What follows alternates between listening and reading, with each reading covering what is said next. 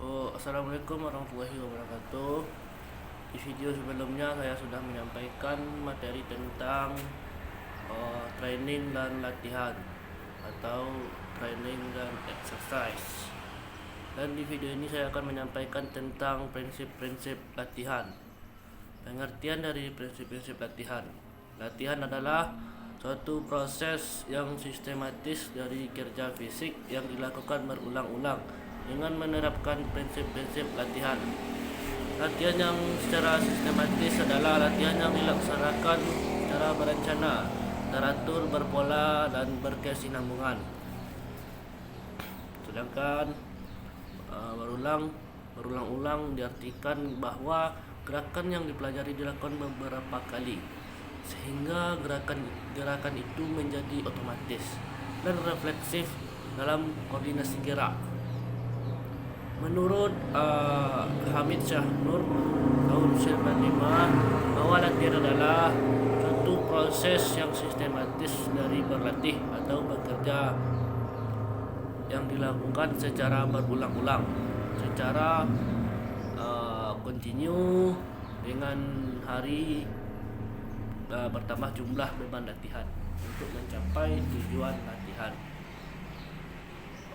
Dapat disimpulkan bahwa latihan adalah proses kerja yang dilakukan secara sistematis berulang dengan peningkatan beban secara periodik dan berkelanjutan dengan tujuan meningkatkan prestasi olahraga.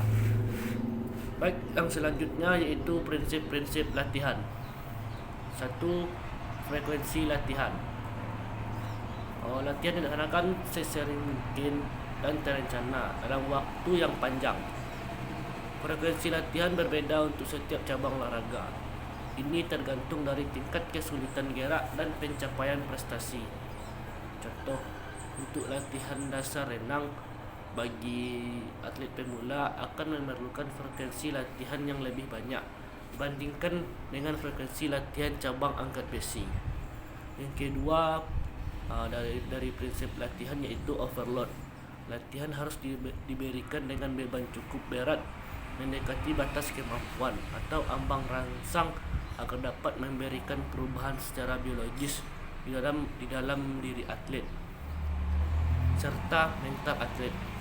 Beban latihan harus selalu bertambah secara terencana dan teratur. Yang ketiga, spesifikasi latihan.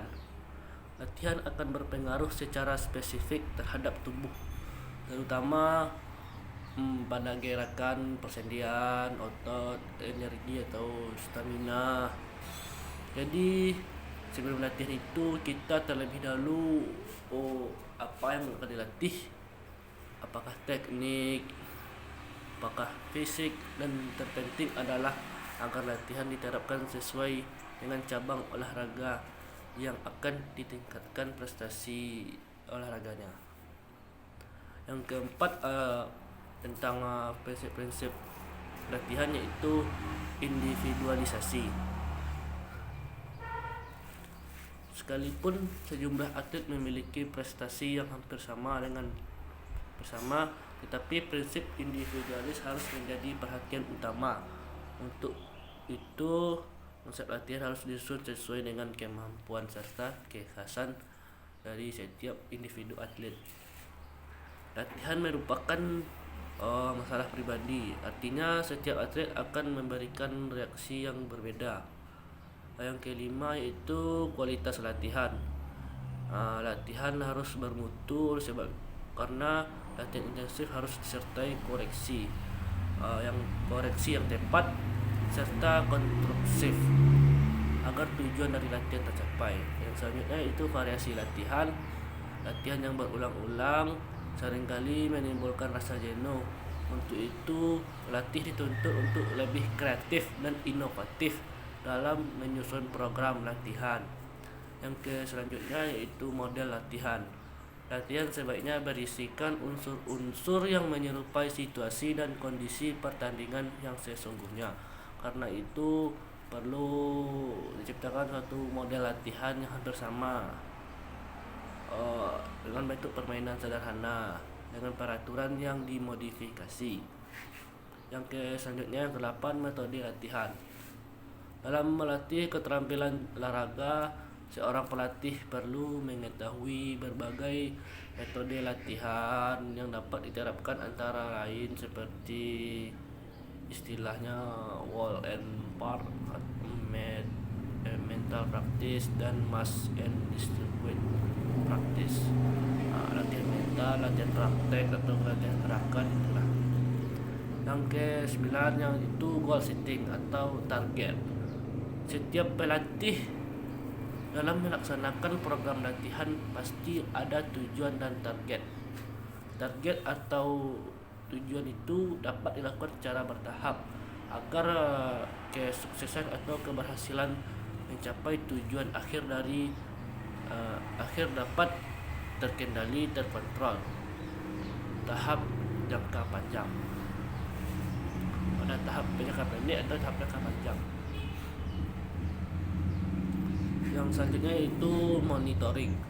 Hasil latihan harus selalu dimonitoring atau dievaluasi secara bertahap atau secara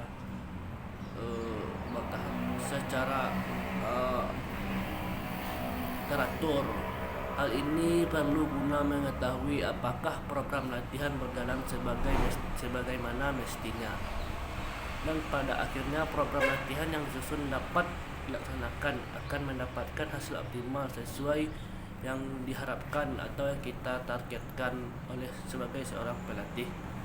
Baik, itulah materi dari prinsip-prinsip latihan yang bisa saya sampaikan. Akhir kata, assalamualaikum warahmatullahi wabarakatuh.